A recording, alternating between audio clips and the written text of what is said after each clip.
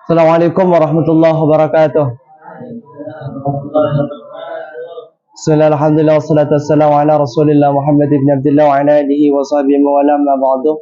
Nawaitu ta'allum wa ta'lim wal mudhakara wa tadhkir wa nafa' al intifa'u wal ifada wal istifadah wal hasa ala tamassuki bi kitabillahi wa sunnati rasulih sallallahu alaihi wasallam wa du'a ila al huda wa dalalati ala ikhtigha' mardatillahi wa qurbihi wa sawabihi subhanahu wa ta'ala, amma ba'du.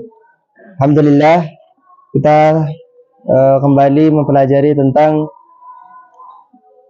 Manzumah Tashilut Turuqat fi Nazmil Warakat. Sebelum masuk kepada kitab, seperti biasa kita baca Fatihah dulu. Fatihah Rabbul Nabi Mustafa Sayyidina Muhammad sallallahu alaihi wasallam wa ala alihi washabihi wa dzurriyyati ahli baitihi, semua khususan ila al-Imam Al-Imriti Syarafuddin Al-Imriti wal Imam Haramain Al-Juwaini Zubaidah Abu Yasid Muhammad bin Ali Al-Maliki wa sanadil muttasil wa sanadil muttasilun ila ilaihim wa ila Rasulullah sallallahu alaihi wasallam wa masyayikhina al-muttasilun ila Rasulullah wa ila jami'il ulama al-usuliyin. Allah yaghfir lahum wa yarhamuhum min darajatin fil jannah wa yanfa'una bi asrarihim wa anwarihim wa ulumihim fid din wa dunya al-akhirah. Al-Fatihah. Ya kana ya kana sayyidina sallallahu walidayya. Amin. Alhamdulillah. Oke, sekarang kita masuk kepada bait yang ke berapa? 15. Sekarang kita belajar tentang definisi daripada hukum taklifi dan hukum wad'i. Qala al-musannif rahimahullah wa nafa'ana bi ulumihi wa maddana bi asrari amin ila an qala fal wajibul mahkumu bis sawabi fi fi'lihi wa tarki bil iqabi. Wal wajibu, maka adapun sesuatu yang wajib atau adapun wajib, al-mahkumu adalah yang dihukumi, al-mahkumu adalah yang dihukumi bisyawabi dengan pahala. Al-mahkumu yaitu yaitulah adalah yang dihukumi bisyawabi dengan pahala fi fi'lihi di dalam mengerjakan wajib, fi fi'lihi di dalam mengerjakan wajib.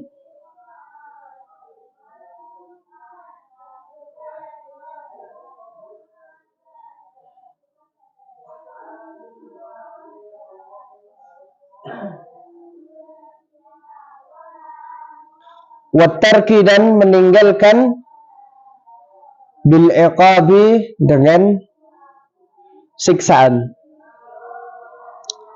Watarki, dan meninggalkan, bil iqabi, dengan siksaan. Jadi yang dimaksud dengan wajib adalah sesuatu yang diberikan pahala kalau mengerjakannya, dan juga diberikan dosa atau siksaan kalau dia meninggalkan.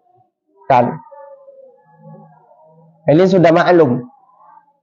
Kalau di dalam ilmu fikih yang disebut dengan wajib adalah sesuatu yang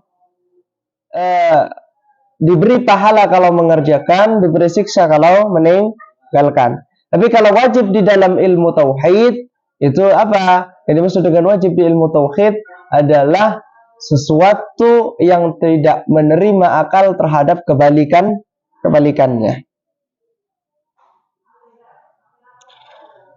Ini wajib. Wan nadbu ma fi fi'lihi thawabu wa lam yakun fi tarkihi iqabu. Wan nadbu, dan adapun sunnah, ma adalah sesuatu, fi fi'lihi di dalam mengerjakan ma. Wan nadbu, dan adapun sunnah, ma adalah sesuatu, fi fi'lihi di dalam mengerjakan ma, thawabu apa pahala. Walam yakun, dan tidak ada, fi tarkihi, apa di dalam meninggalkan ma. Walam yakun, dan tidak ada, fi tarkihi, apa di dalam meninggalkan ma, bukan apa ya, tapi ialah, ini khabar. Walam yakun, dan tidak ada fitur ialah di dalam meninggalkan ma, atau adalah di dalam meninggalkan ma, iqabu apa? Siksa. Saya kadang kebalik. Walam yakun, dan tidak ada fitur ialah atau adalah di dalam meninggalkan ma, iqabu apa? Apa? Pahala. Apa siksaan? Apa iqabu apa pahala deh? Oh, siksa. Iqabu apa? Siksaan. Jadi kalau yang dimaksud dengan sunnah, sesuatu yang kalau kita kerjakan kita mendapatkan pahala, sesuatu yang kalau ditinggalkan itu mendapatkan apa? Nggak mendapatkan apa-apa, nggak siksa, nggak pahala. Fitarkihi walam yakun fitarkihi iqab. Tidak ada, tidak mendapatkan siksa kalau tidak meninggalkan. Tapi kata Abu Yazid Muhammad bin al-Maliki, man hana ala tarkis sunnati hana ala tarkil wajib. Siapa orang yang meremehkan meninggalkan satu perkara sunnah, maka dia suatu saat akan meremehkan perkara yang wajib. Dia akan meninggalkan perkara yang wajib. Itu kata Abu Yazid Muhammad bin al-Maliki. Jadi sunnah apapun itu dilakukan meskipun satu kali, hatta cuma satu kali, lakukan itu semua. Sunnah apapun, kalau bisa, bahkan lakukan meskipun hanya satu kali. Kenapa? Karena nanti di akhirat akan dipanggil oleh Allah Subhanahu wa Ta'ala, akan dipanggil oleh malaikat. Nadi yunadi fil jannah. Ada zat yang memanggil dari toaknya surga. Dari panggilan surga. Apa katanya? Ya ahlad duha, orang yang sholat duha, ya datang yang sholat duha. Meskipun cuma satu kali, datang aja. Jadi kan? Makanya kerjakan sholat duha meskipun satu kali. Oke, ya ahlas shaum, orang-orang yang puasa sunnah, ya puasa sunnah meskipun cuma satu kali, gitu ya. Terus ya ahlal imamah, orang yang pakai imamah, yang pakai sorban, dipanggil orang yang pakai sorban. Di sini jalannya, di sini masuk. Ini ada poin. Kalau kita main game kan ada poin kan. Ketika bunuh orang dapat poin apalah, atau dapat kalau di PUBG itu kan ada logo palang merah gitu untuk obat, ada dapat senjata dan lain sebagainya kayak gitu. Jadi dipanggil satu persatu, ya ahla apalah dan lain sebagainya. Ya orang yang melakukan ini gitu. Ini masuk ke pintu, habis masuk ke pintu ngambil poin di situ. Nah, poin itu nantinya semakin banyak poin, ini naik level, gitu kan? Naik level. Ya kalau nanti banyak bisa metik, bisa di atasnya lagi, gitu kan? Itu nanti naik level. Ketika makin nambah poinnya, jadi ya ahlus suwak, orang yang pakai suwak datang ambil poin sih, ambil poin. Ini udah mau masuk surga, mau masuk surga. Kalau jalan puasa, kalau pintu puasa itu nantinya terakhir itu ada pintu puasa, dan pintu puasa itu unlimited. Artinya unlimited, dia ketika dia masuk di pintu puasa, babus shaum, itu bisa masuk ke pintu manapun yang dia mau dari 7 atau 8 pintu surga. Jadi mau masuk di mana pun unlimited, mau masuk ke sini. Oh ternyata di sini kurang bagus, masuk ke pintu yang lain, terserah. Tapi kalau yang lain nggak terserah. Kenapa? Karena kata Rasulullah, kata Allah Subhanahu wa Ta'ala min hadisil qudsi, bukan dari Al-Quran, hadis qudsi. Apa? As-sawmu li wa ana ajzi bihi. Puasa itu punya aku.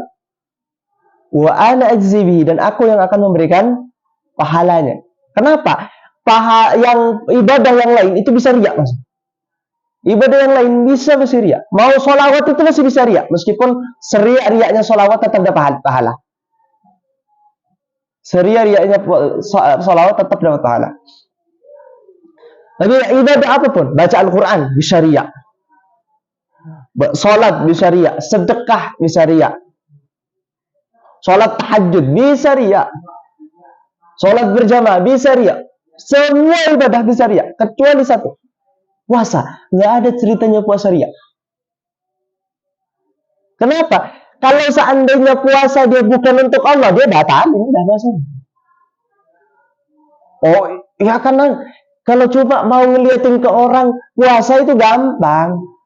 Ketika di depan orang nggak usah makan, nggak usah minum. Di belakangnya minum. Di belakangnya makan. Tetap. Tapi karena Allah Subhanahu wa taala, puasanya karena Allah Subhanahu wa taala nggak bisa, nggak batalin. Kalau sholat mau riak itu bisa kalau di depan orang dilambat-lambatin, kalau di belakang orang dicepat dapetin. Puasa nggak bisa seperti itu. Puasa di belakang orang dicepetin, zuhur buka puasa itu nggak disebut puasa. Atau puasa karena di depan orang mau dilambat-lambatin, isya baru buka puasa gitu, ya sesat, nggak disebut dengan puasa. Nah, nggak bisa dia di dalam puasa. As-shawmu li wa ana ajzi bihi. Wan nadbu ma fi fi'lihi. Jadi apapun sunnah yang dilakukan oleh Rasulullah SAW, sunnah yang ada di dalam kitab dikerjakan semuanya. Hatta cuma satu kali. Meskipun cuma satu kali.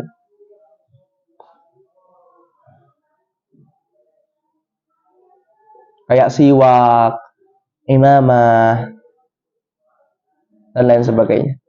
Walaysa fil mubahi min sawabi fi'lan wa tarkan bal wala'iqa bi. Walaysa, dan tidak ada fil mubahi di dalam mubah min sawabi, dari pahala. Fi'lan mengerjakannya, wa tarkan dan meninggalkannya.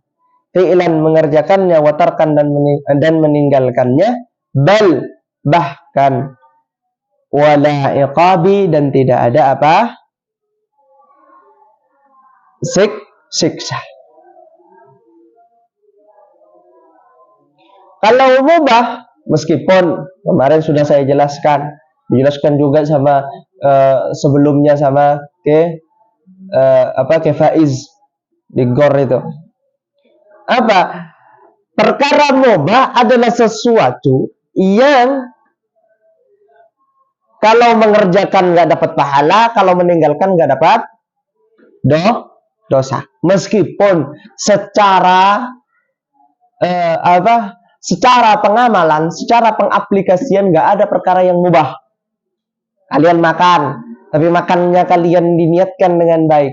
Cara makannya kalian ikut sunnah, di situ dapat pahala udah. Gimana makan pakai sunnah? Makan taruh di bawah makanannya,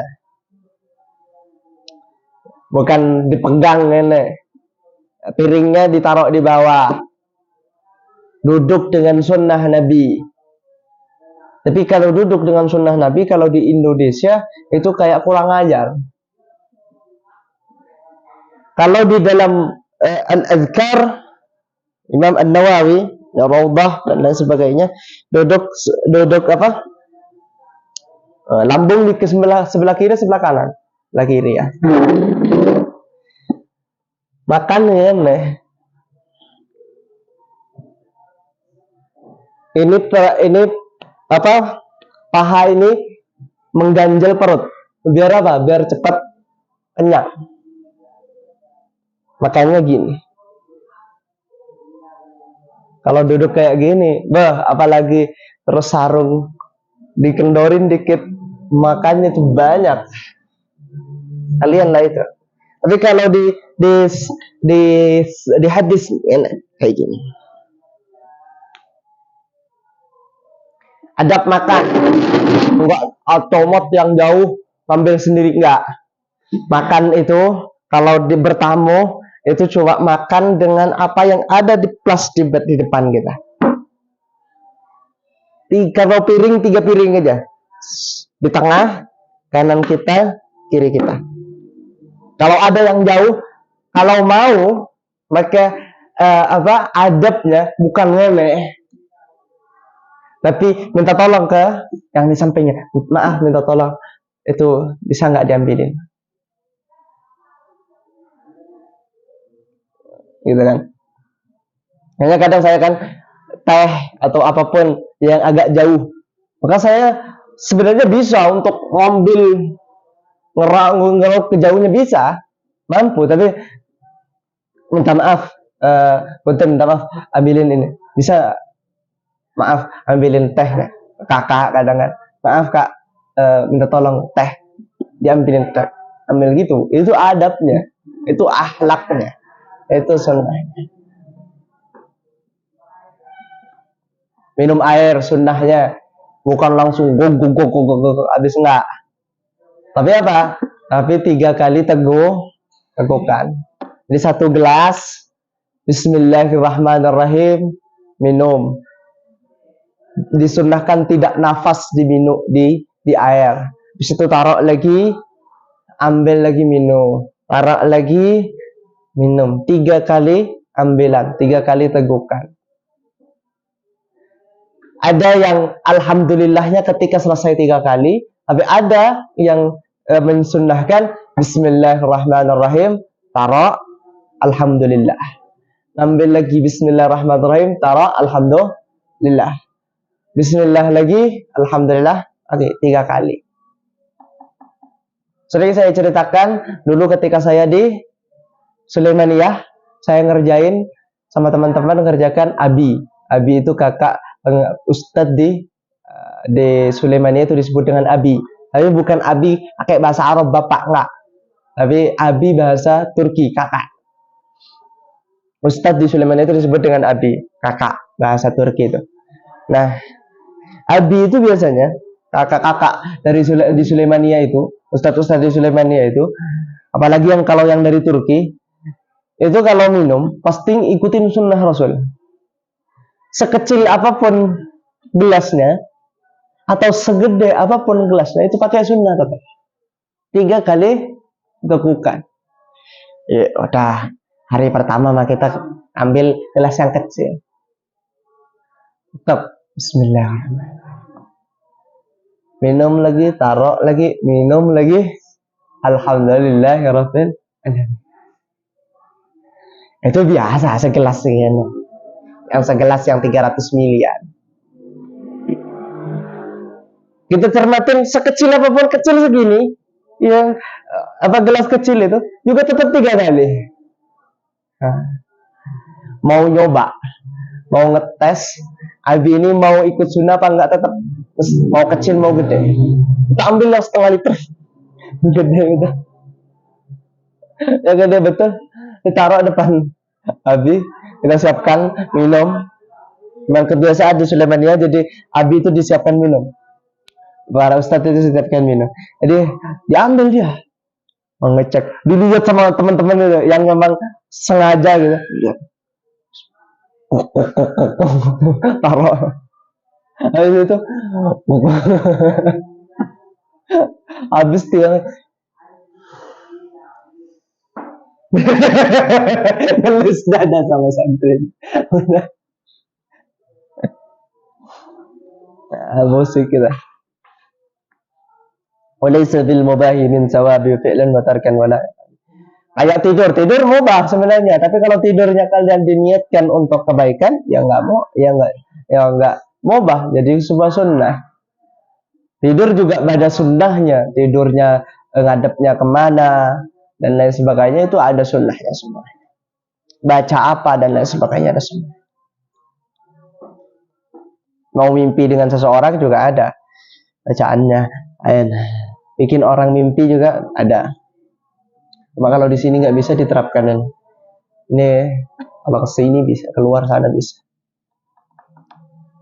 Lalu kerjaannya santri Pak di Paramaan itu bikin orang mimpi kita. Jadi perempuan buat mimpi sama kita gitu. Itu ada amalannya, ada bacaannya, dan ada caranya. Caranya baca doanya, habis baca doanya tidur, tapi tidurnya harus kegigit kan. Ini ketahuan nggak riba. Kegigit lidah. Kayak tadi tuh kegigit lidah juga. Dengan caranya, amalannya, doanya dibaca, habis itu tidur di luar dan dalam kamar.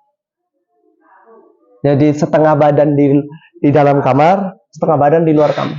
Makanya di sini nggak bisa kata saya kan. Di sini nggak bisa. Kalau di luar, di sini bisa masih keluar di sini. Itu kayak gitu caranya. Itu mimpi betul. Jadi ada doanya. Ada doanya.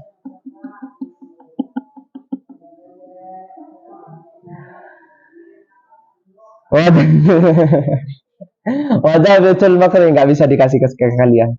Bahaya ini. Wadah betul makruh dan adapun definisi makruh. Wadah betul makruh adapun definisi makruh. Babit definisi. Aksu ma nudib adalah kebalikannya. Aksu ma adalah kebalikannya sesuatu. Nudiba yang disunnahkan. Nudiba yang disunnahkan apa? Mah. Wadabitul makruhi aksu ma nudib.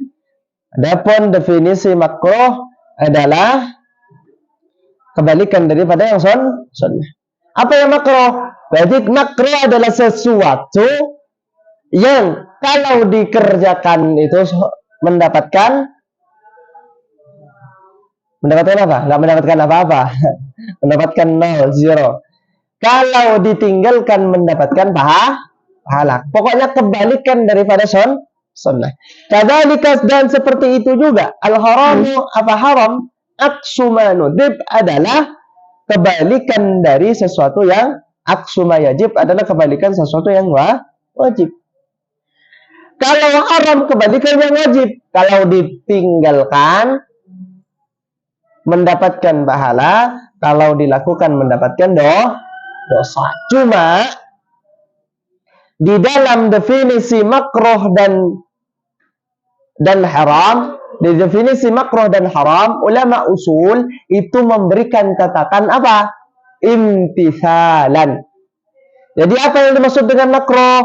Adalah sesuatu yang diberikan pahala kalau dia tinggalkan karena mengikuti syariat. Karena mengikuti syariat. Imtithalan. Karena mengikuti syariat. Kayak gitu juga wajib yang diberikan pahala kalau meninggalkan sesuatu yang haram. Yang disebut dengan haram adalah sesuatu yang diberikan pahala kalau dia ditinggalkan tapi imtithalan karena ikut syariat. Jadi kayak gini. Makanya sering saya katakan, kalau kalian malam-malam mau tidur itu ihtasib qabla yuhsab. Hitung diri kalian sebelum kalian dihitung nanti dihisab. Antuhsab. Sebelum kalian dihisab. Artinya apa? Ketika malam-malam kalian sebelum tidur kalian pikirkan, ya Allah, kami melakukan ibadah karena Engkau.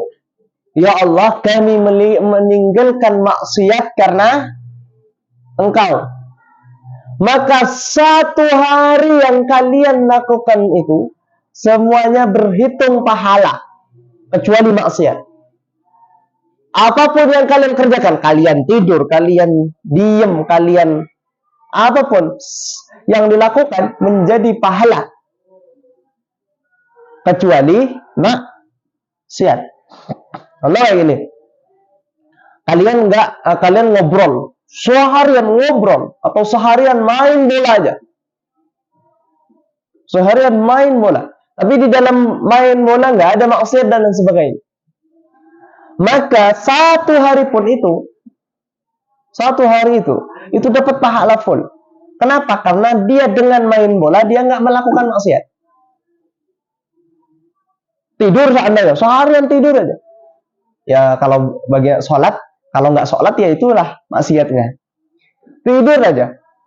Maka dengan tidurnya itu dapat pahala. Kenapa? Karena tidur dia tidak pacaran, karena tidur dia nggak ketemuan, karena nggak tidur dia nggak melihat perkara yang nggak benar. Dia dengan tidur dia nggak gosipin orang. Dia dengan tidur dia nggak jalan ke tempat-tempat maksiat dan lain sebagainya. Maka tidurnya itu dapatkan pahala. Tapi harus diniatkan. Ketika malam diniatkan. Ihtisab. Ya Allah, selama satu hari ini saya nggak zina, saya nggak mabuk-mabukan, saya nggak minum narkoba, saya nggak pakai narkoba, saya nggak melakukan maksiat, saya tidak inilah dan lain sebagainya, saya nggak nyuri karenamu ya Allah. Maka seharian pun itu dihitung ibadah. Ini yang ini disebut dengan hukum taklifi, hukum yang diberatkan kepada orang mukallaf, hukum yang dibebankan kepada orang mukallaf. Itu wajib, sunnah, mubah, makruh, dan haram. Sekarang kita akan belajar namanya hukum wad'i, hukum yang diletakkan kepada suatu ibadah ataupun akad. Apa? Sahih dan fasid, sah dan rusak. Wadabitus sahih ma ta'allaqa bihi nufudun wa'tidadun mutlaqa. Wadabitus sahih, adapun definisi sahih.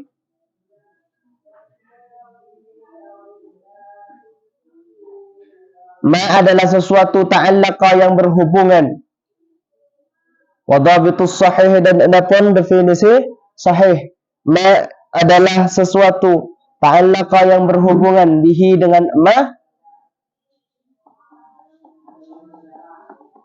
Itu alifnya alif dilitlak ya.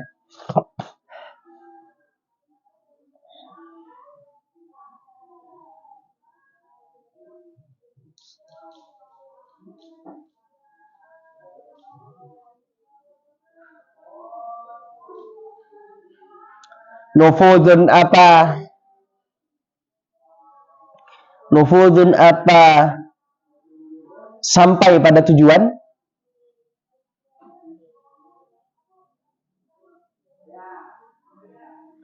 Wa'tidadun dan cukup syarat. Wa'tidadun dan cukup syarat. Mutlakan secara mutlak. Mutlakan secara mutlak.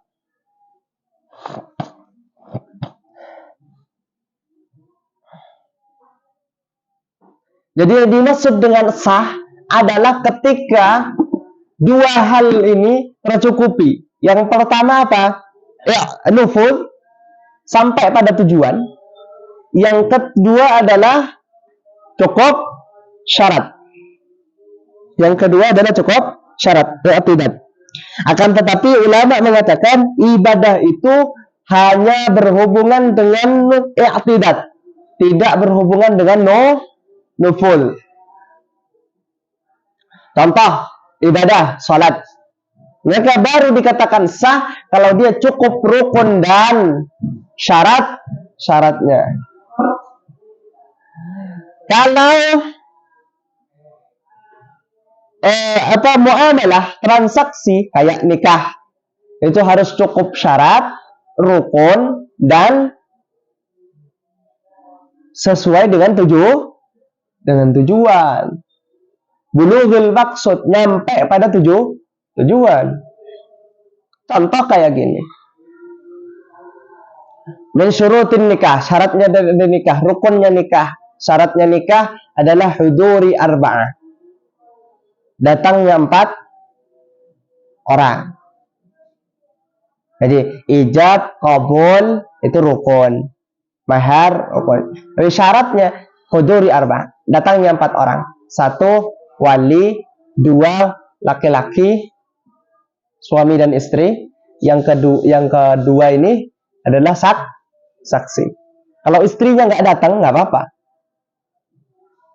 Yang penting calon suami, laki-lakinya, walinya, dan 2 saksi ini. Ini yang datang udah sah akadnya gitu kan. Kalau rukunnya harus ada calon suami, ada calon istri, terus ada mahar, ada ijab, ada qabul. Kalau rukunnya ada 5. Rukunnya ada 5. Ada laki-laki, ada perempuan, ada mahar, ada ijab, ada qabul. Nah, contoh yang nggak nyampe kepada tujuan. Ada mahar, ada ijab, ada qabul, ada laki-lakinya, ada pasangannya. Cuma pasangannya laki-laki sama laki-laki, yang nggak nyampe tujuan. Sementara tujuan daripada nikah adalah untuk melanjutkan generasi. Salah satu tujuan utamanya adalah melanjutkan generasi, memperbanyak umatnya Nabi Muhammad. Jadi nanti kalau sudah punya istri, punya suami yang perempuan, giat-giatlah bikin, niatkan untuk memperbanyak umatnya Nabi Muhammad. Jangan bikin cuma karena nafsu. Jangan. Tapi saya pernah baca kitab itu kayak Qurratul Uyun, terus baca Huququz Zawjain, terus baca kitab-kitab yang lain kayak Fathul Izar, terus Fathul Wita, dan lain sebagainya. Di situ kan ada adab bersenggama gitu, adab ML, Mobile Legend, Making Love, ML gitu kan. Di situ ada adabnya. Tapi ketika saya baca betul adabnya sebelumnya gitu, sebelum disunnahkan baca ini, disunnahkan sholat ini, disunnahkan melakukan ini, dan ini kayaknya belum selesai, ini nggak nafsu. Semua ritualnya belum selesai, udah nggak nafsu, karena banyak betul runtutannya ini. Sholat sunnah, baca surat ini dan lain sebagainya. Habis itu ya kalau diikutin, anaknya ya jadi ulama betul. Anaknya akan menjadi anak yang luar biasa betul. Pastinya cerdasnya minta ampun pasti. Belum megang istri, itu sudah salam. Assalamualaikum ya babar rahmah, waalaikumsalam ya miftahul jannah. Habis itu cium kening, ada doanya. Cium pipi, ada doanya. Habis cium pipi, kening, cium pipi, pegang tangan, ada doanya. Gitu kan? Nah, itu lanjutkan sendiri nanti, yang nggak bisa diceritakan sekarang. Nantinya kalian akan membayangkan sekarang. Cium kening, cium pipi, main bibir,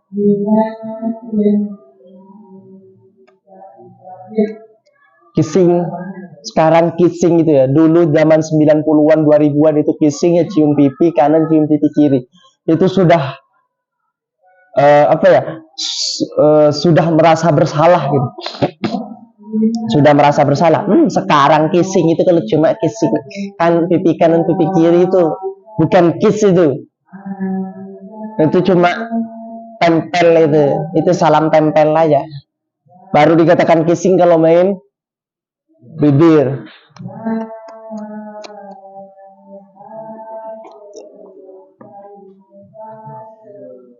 Gitu kan, habis main bibir ya main di bawahnya,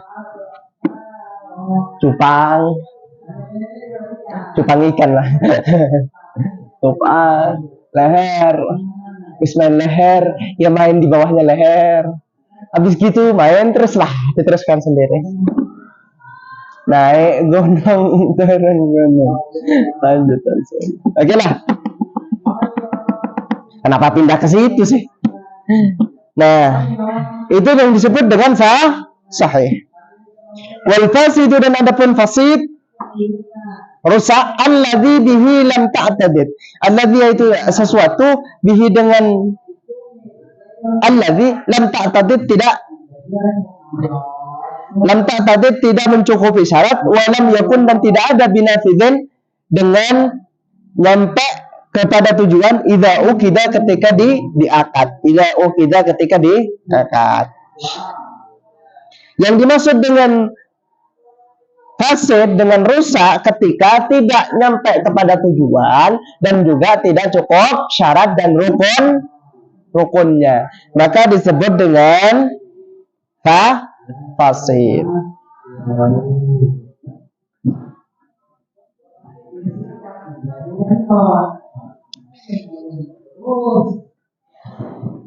Hukum wada sebenarnya juga di dalam kitab usulul fiqh, usulul fiqh itu juga ada 5.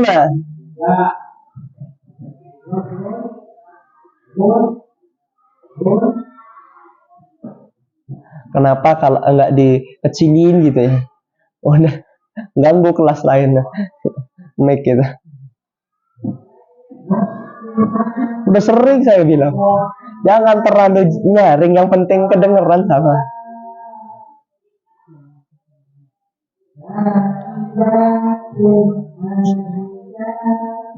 Jadi sebenarnya hukum wada juga ada 5, tapi yang disebutkan di sini cuma ada 2, sah dan tidak sah atau fasid.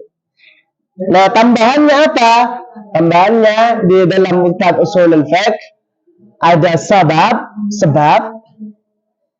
ada syarat, ada mani'. Ada sebab, ada syarat, ada mani'. Apa sebab? Sebab itu adalah sebab yang menyebabkan sesuatu menjadi wajib, sunnah, makruh, haram, mubah, dan lain sebagainya. Disebut dengan sebab. Contoh, sebab wajibnya sholat itu masuknya waktu, itu disebut dengan sebab. Syarat sholat harus punya wudu. Mani' sholat, pencegah. Yang disebut dengan mani' adalah sesuatu. Nah, kayak gini. Kalau sebab, yang dimaksud dengan sebab, definisi sebab di dalam usul fikih adalah sesuatu yang menyebabkan sesuatu yang lain ada dengan adanya, dan menunjukkan ketiadaan kalau tidak adanya.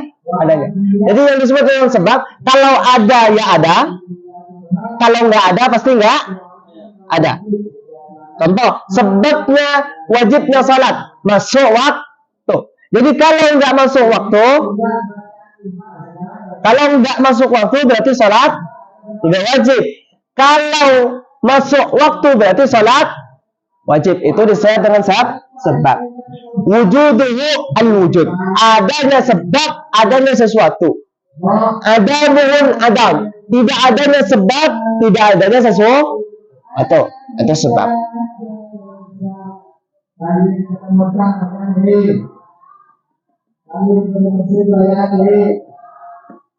Kalau syarat,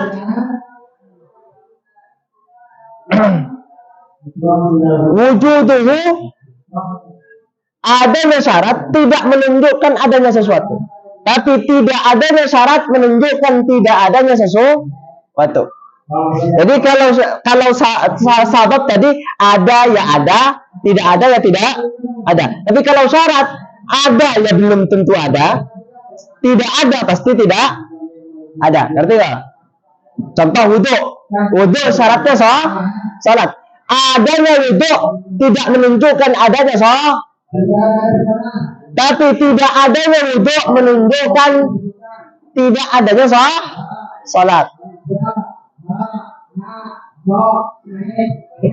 Mulai pusing udah.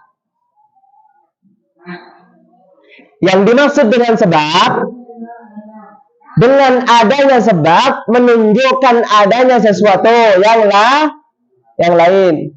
Dengan tidak adanya sebab menunjukkan tidak adanya sesuatu yang lain. Contoh, masuk waktu.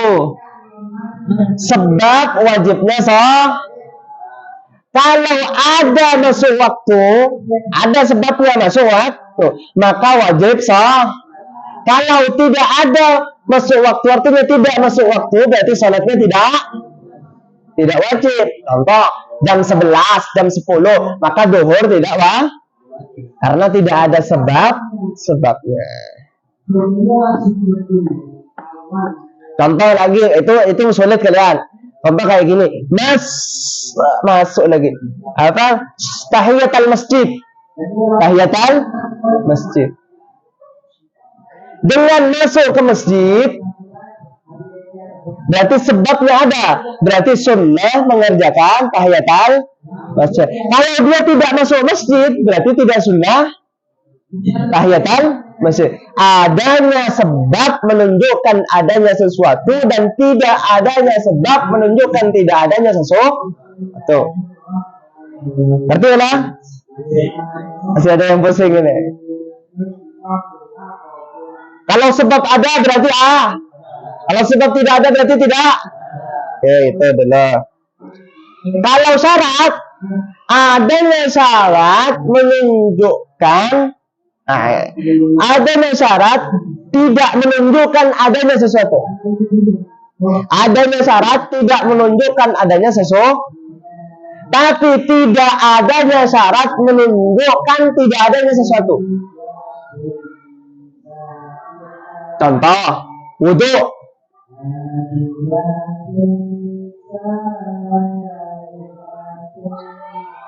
Saya masih ngelenggak ya.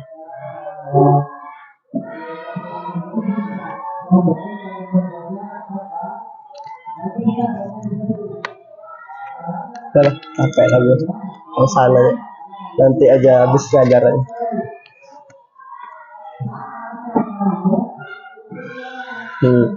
Contoh, wudu syaratnya salat. Adanya wudu tidak menunjukkan bahwa dia sudah salat. Makanya tadi disebutkan adanya syarat tidak menunjukkan adanya sesuatu. Jadi adanya wudu tidak menunjukkan adanya salat. Jadi meskipun dia punya wudu, kamu punya wudu? Iya, belum tentu dia sudah salat. Tapi tidak adanya wudu menunjukkan tidak adanya salat. Jadi kamu punya wudu? Enggak. Salat yang sah. Maka adanya syarat tidak menunjukkan adanya sesuatu, tapi tidak adanya syarat menunjukkan tidak adanya sesuatu.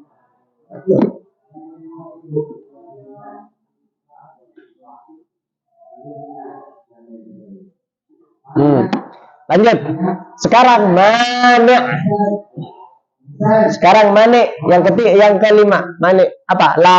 Pencegah. Mani, adanya mani menunjukkan ketidakadaan sesuatu. Adanya mani menunjukkan ketiadaan sesuatu. Tidak adanya mani tidak menunjukkan ketiadaan sesuatu.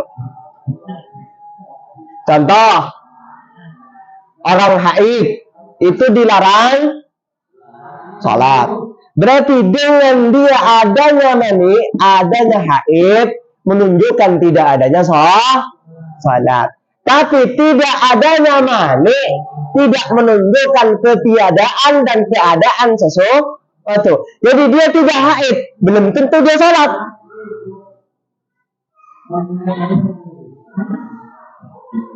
Gitu ya. Yang ada di tengah-tengah itu sebab. Kalau sebab ada pasti ada, tidak ada pasti tidak ada. Itu sebab. Kalau syarat ada belum tentu ada, tidak ada pasti tidak ada. Kalau mani ada belum tentu tidak ada atau ada, tidak ada, ada. Kalau balik ada, dipastikan tidak ada belum tentu ada dan tidak ada. Pusing nggak ini? Saya juga belibet kadang. Coba saya ngerti dah.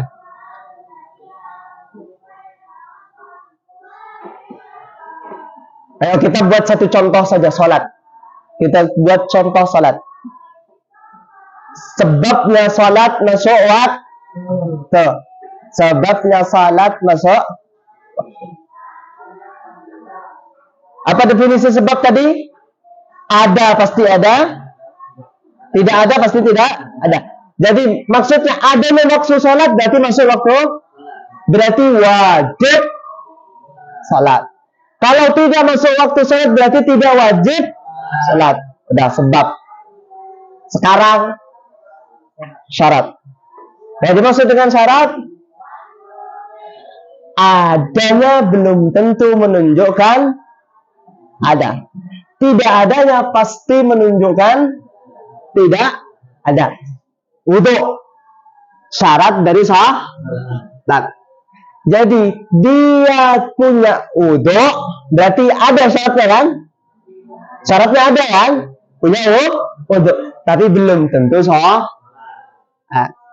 Tidak adanya wudu menunjukkan tidak adanya sholat.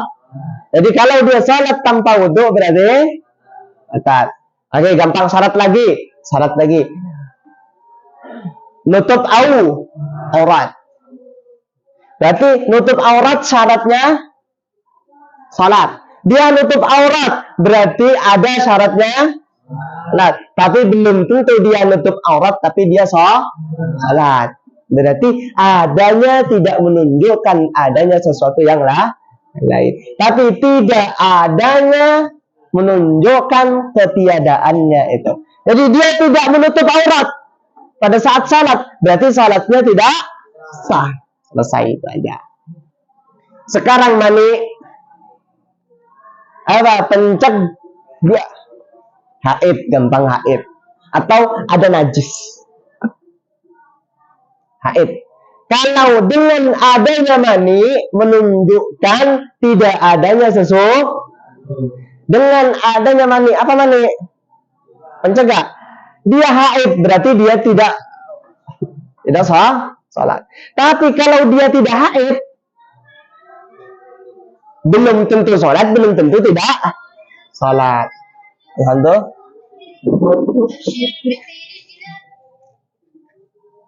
Kegiatan saya teratur betul. Mandi, terus ngaji, ngajar, live streaming, teratur betul. Cuma kadang nggak ngikutin.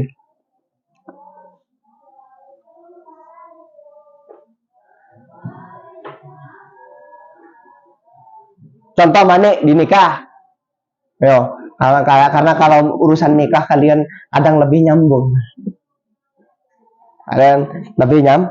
Nyambung.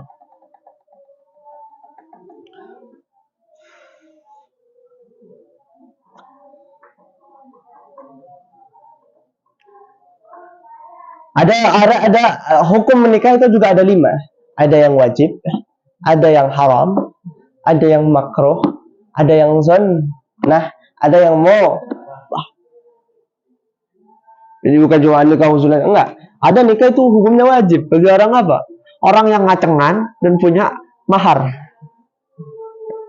Udah nggak bisa ngendalin nafsu, terus juga punya duit untuk mahar. Wajib itu. Aib itu. Mampu untuk menikah dan punya mahar. Itu wajib. Yang sunnah, ya biasa-biasa aja, terus dia punya mahar. Sunnah. Ada makruh.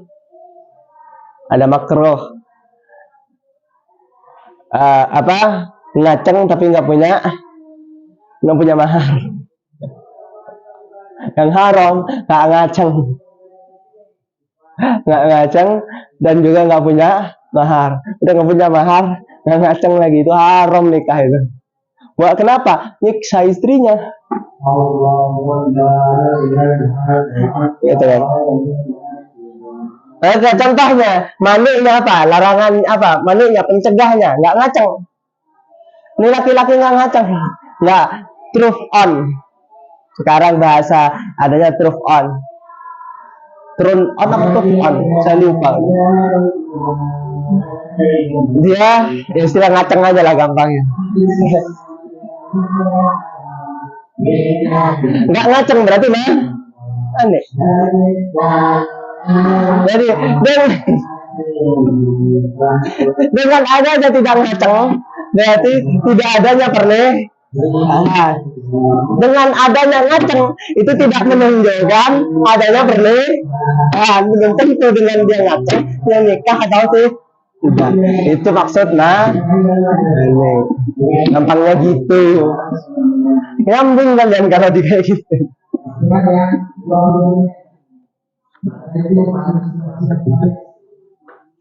Alhamdulillah. Jadi itu ya. Hukum taklifi saya ulang terakhir. Dan tadi maaf ya. Tadi perempuan ini cuma satu lagi di belakang. Oke. Hukum taklifi ada 5. Ada wajib, sunnah, apa? Makro, mubah, makro dan haram. Ikutin yang di sini aja, biar gampang nyebutinnya. Terus hukum wad'i ada 5. Sah, fasid, sebab, syarat dan mani'. Alhamdulillah. Jadi itu pahami betul semuanya dulu. Nanti ketika kalian belajar fikih, itu yang 10 itu ada semua. Yang 10 itu ada semua. Dari depan sampai belakang, ilmu fikih, kalian mau belajar fikih dari yang paling kecil ke yang paling besar.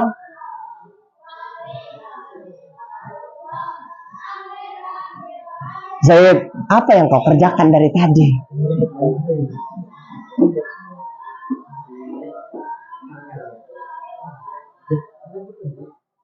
Itu kan? Dia kalau nggak tidur ngerjakan sesuatu yang lain, pokoknya aduh pusing lah sama satu orangnya. Jadi ya, nah kalian mau belajar kitab dari paling tipis sampai yang paling tebal, itu yang dibicarakan cuma yang itu aja, yang 10 saja. Itu yang buat itu. Kalian mau jawab pertanyaan apapun, itu harus melihat yang 10 ini. Mau jawab pertanyaan fikih apapun, itu harus melihat 10 ini. Hukum 5 hukum taklifi, 5 hukum wad'i. Dan itu berhubungan semuanya. Alhamdulillah, semoga bermanfaat, semoga barakah. Amin Allahumma amin. Wabillahi taufiq wal hidayah. Wassalamualaikum warahmatullahi wabarakatuh. Baca doanya. Suatu kamadul bihadal kitab hatta taruddahu ila yaqti ilahi. Allahu a'lam bis-shawab. Matikan.